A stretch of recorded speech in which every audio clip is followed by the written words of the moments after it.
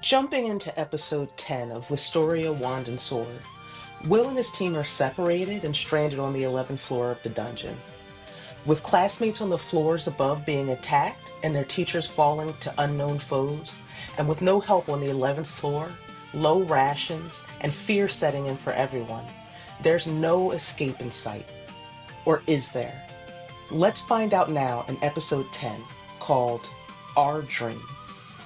As the chaos of the praxis continues, with an unknown monster having attacked and killed the 10th floor floorkeeper, and with Will and his team now lost on the 11th floor, we find ourselves on that 11th floor with Will and Wignall, where Wignall, having just told Will at the end of the last episode that to his people, the elves, he is considered a worthless laggard, is having a flashback to his intensive training. In this flashback, Wignall can be seen struggling to make his magic stronger so that he is not left behind by Eleanor, who we later find out is both the current Mage Queen leading the elf faction of the Magia Vander, as well as Wignall's little sister. In the present, Wignall explains to Will that he really is worthless to his people, and the reason is that in the past 6 years, outside of Wignall, all other elves, without exception, have ascended the tower. Due to this, Wignall is often called a disgrace and is talked down to by the other elves. Wignall further explains that the reason that he himself has not ascended the tower is because elven illusion magic is supposed to give illusions physical form, but Wignall's does not do this. His illusion magic is all show with no substance behind it, and because of this, he cannot slay monsters effectively. Will begins to remind Wignall that everyone in the school talks about how amazing he is, as he's part of the top 3 students in the school. Right at that moment, though, we're taken over to Lihana and Colette, stranded on a different part of the 11th floor. Lihana continues the conversation somewhat where Will and Wignall's conversation left off, explaining to Colette that those who remain at the academy are leftovers, since anyone who proves talented enough will ascend the tower, regardless of any type of graduation requirements. Lihana reminisces over the fact that in the 6 years that she's been at the academy, those with real talent have left her behind. That includes Elfaria, who in their first year left to ascend to Magia Vander status. Back over with Will and Wignall, Wignall continues, lamenting over the fact that growing up in his homeland, he was shown early on in his life that others considered him less than his sister. Despite this, Wignall cared deeply for his sister Eleanor, and they were close. In their youth, Wignall felt like he needed to protect his sister, but he learned quickly that she was extremely strong. So strong, in fact, that she was separated from Wignall soon after becoming a Magia Vander. And although Wignall trained tirelessly to hone his skills so that he could join his sister Eleanor and the other elves, at this point, he feels like he has tarnished his whole race. Having learned Wignall's internal struggles and finally getting a feel for who Wignall truly is, Will faces Wignall with a huge smile on his face. Will, speaking to Wignall somewhat excitedly, expresses to Wignall that he always felt like he and Wignall had something in common that he just couldn't put his finger on. Wignall, utterly confused as to what Will is talking about or why he looks so relieved, tells Will to leave him behind. Will declines Wignall's suggestion, telling Wignall that he thinks he's an amazing elf and letting him know that he will continue to be Wignall's shield. Bouncing briefly back over to Lihana and Colette, Colette is reminding Lihana of how strong she really is. Colette, using Will as an example, reminds Lihana that even with people constantly making fun of Will's lack of skill, he always continues to strive for more. He would tell Lihana that she is amazing, and Colette agrees because it's true. But sliding back over to Wignall and Will on the 11th floor, the two find themselves fighting off continuous onslaughts of enemies. But to Wignall's surprise, Will is cutting down every foe with an unending stamina that Wignall just can't seem to understand. As Will finishes cutting down multiple foes and goes to check on Wignall, Kiki alerts them that another enemy is on its way. Wignall, wanting to help, runs a search spell, but he does not come across any enemies. But as Will stares off into the dark depths, he tells Wignall that the dungeon is giving birth to monsters. In that very moment, high above Will and Wignall's heads, a pod opens up, spewing out massive amounts of liquid. And as Will and Wignall stare intently into the pod, they are shocked to see that multiple new flame monsters have appeared. Will's instincts kick in, and he immediately attacks the pod with one of the artificer tools that he got from his roommate Rosti, before grabbing Wignall and sprinting off in order to avoid getting hit by the explosion that the tool was bringing. The artificer tool ends up exploding as soon as it reaches the pod, and as Will and Wignall land at a safe distance, the hanging pod comes crashing to the ground. While Will and Wignall catch their breath, Will explains that these flame monsters are called Balcars, and they are an 11th floor monster, each worth 11 credits. Will continues, explaining that the Balcars' flaming bodies cause them to be unaffected by physical attacks and most magics, but elven illusion magic is highly effective against them. Will asks Wignall for his help in defeating the monsters, letting him know that they are boxed in right now, and the only way out is for them to fight. However, Wignall is clearly afraid and tells Will that he can't help him with his elven illusion magic, as imperfect as it is. Because remember, elven illusion magic is supposed to give illusions physical form, but Wignall's illusion magic does not. Leaning on the ground, completely defeated by the thought of the daunting challenge ahead of him, Wignall begins to cry. He tells Will that he can try to help him, but he knows he'll get it wrong. Will, bending down in front of Wignall so that they're face to face, let Wignall know that it's okay if he gets it wrong or makes a mistake.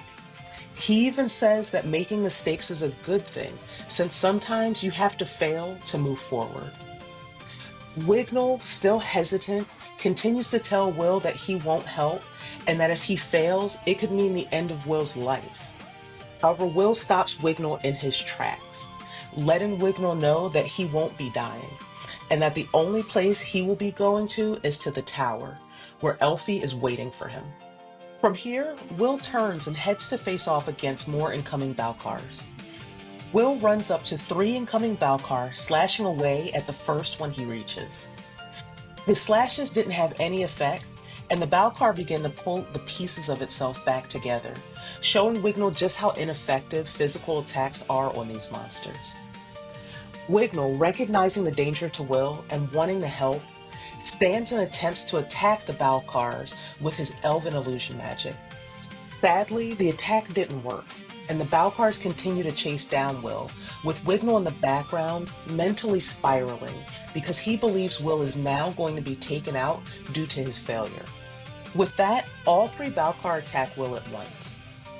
With Kiki's help, Will is able to block all 3 Balcar from hitting both him and Wignall, simultaneously telling Wignall to try his magic again and that he believes in him.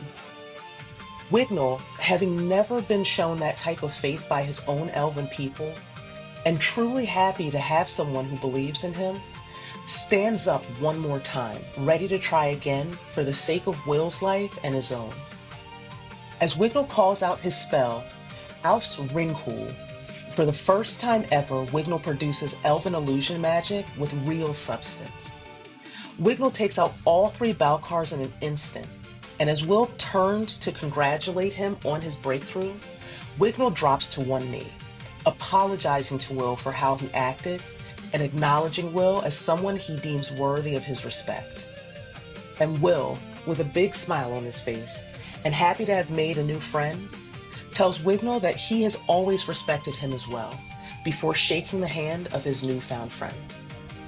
Over in another corridor of the 11th floor dungeon, we encounter Scion and Julius bickering over water. Julius doesn't want to waste magic on creating ice, since they will need their magic to defend against foes. But Scion doesn't want to hand over his water to Julius, because they need to conserve resources. In the midst of being irritated at one another, Scion grabs Julius by the collar and drags him into a corner, with Scion telling Julius that enemies are approaching. As the two lay in wait, multiple evil sentinels appear, and although Julius continues to hide in the corner, Scion requests that Julius come and create some ice clones, as Scion stands to face the evil sentinels. Julius screams after Scion, suggesting that they cannot defeat these beasts. But Scion can't hear Julius, as he's still internally frustrated at Will for humiliating him by saving his life in the dungeon. Scion, wanting to prove he has grown stronger since the last battle with Will, readies his attack for the evil sentinels.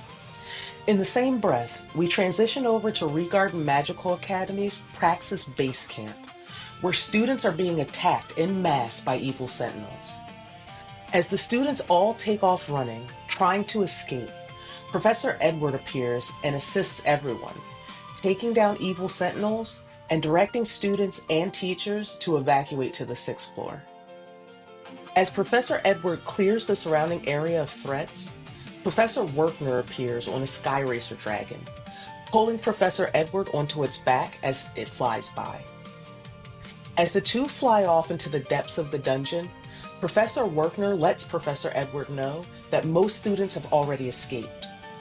Even so, one party, Will's party, has yet to be reached. As Edward wonders where on the 10th floor the team could be, Professor Werkner informs Edward that the crystal on Will's familiar Kiki's head is connected to a crystal that Professor Werkner has. Because of this, Werkner knows that the team is on the 11th floor. Speaking of floor 11, we find ourselves back on the 11th floor of the dungeon with Colette and Lihana, where Colette can be seen dropping a small stone. Lihana tells Colette not to waste time, and Colette apologizes and then asks Lihana how long it's been since they fell. Lihana says that it's been 16 hours since they fell to the 11th floor, and Colette begins to think about the fact that Lihana is starting to get tired. She wonders how much longer they can last on this floor, but stealing her resolve, Colette is confident that Will is going to find and save them. As Colette thinks this, she hears footsteps behind her, and as she turns around to see who is there, the scene shifts, and we're taken to Will and Wignall, running through the dungeon as they sense two mages right up ahead of them where they are. The moment that they reach the clearing up ahead, Will and Wignall find themselves face to face with Julius and Scion, who have just finished defeating a horde of evil sentinels. As Will and Wignall approach Julius and Scion, happy to see that they are alive and okay, Wignall asks if they've seen Lihana and Colette since their fall through the floor, but Julius advises that they have not seen them. This worries Will, and Will should be worried. Going back to where Lihana and Colette are located on the 11th floor, from a distance, Colette believes she sees one of her professors, Professor Bruno. Yet Lihana is hesitant and suggests that something feels off. As she says this to Colette, and to Colette and Lihana's abject horror, Professor Bruno's head falls off of the body that's holding it as a man previously called Headless bows to the two girls. As Headless stands, greeting the two students, his accomplice, Mars, appears, annoyed with Headless that he did not get everything on the upper floors under control like he was supposed to, as evidenced by the students who managed to make it to floor 11. Mars reminds Headless that this is still his problem to fix. Colette, petrified at seeing her teacher's head on someone else's body, but regaining her voice, demands to know who these two men are. Before answering the question, though, Headless decides to squeeze one of the teacher's heads until it bursts. It was a pretty gruesome sight. Headless then explains that they are just villains who want to destroy the false sky. This would cause the calamity to descend, according to the legends. Once Headless explains this, he, without pause, goes to end the lives of Colette and Lihana. Luckily, his attack was blocked at the very last moment by Will. Colette, overjoyed by the fact that Will made it in time, asks how he found them, and Will lets her know that Kiki, his familiar, used her nose to follow the small stones that Colette was leaving behind as she walked through the dungeon. Will lets Colette know that it was a very smart move to leave the stones, as they led right to her. With everyone wondering who Headless and Mars are, Will goes to attack them and is knocked away faster than I've ever seen Will get pushed back before. It took both Colette and Wignall's magic to stop Will from flying away. Before anyone could react further, Mars grabs Headless by the collar, leading him away due to sensing more people on the way to their location. And just when you thought the confrontation was over, Headless, on his way out, summons Duke to the 11th floor. The evil Grand Duke that knocked the whole team down to the 11th floor to begin with. A monster worth 270 credits. With that, episode 10 of Wistoria Wand and Sword ends, and I really enjoyed this one. I'm so ridiculously curious about Mars and Headless, and finding out more about them, what they're doing in the dungeon, and what they can gain from attacking the Regarden students and teachers. I don't generally hear of villains being evil for the sake of being evil, so hopefully we'll get to find out more about their backstories and reasoning soon. Also, the fight scenes were all done so well. I'm so hyped for the upcoming fight with the evil Grand Duke. But what did you think of the episode? Do you think the professors will make it to the 11th floor in time to join the fight against the evil Grand Duke? Let me know in the comments. And if you enjoyed this recap, please like the video and subscribe to the channel, and I'll see you all for episode 11.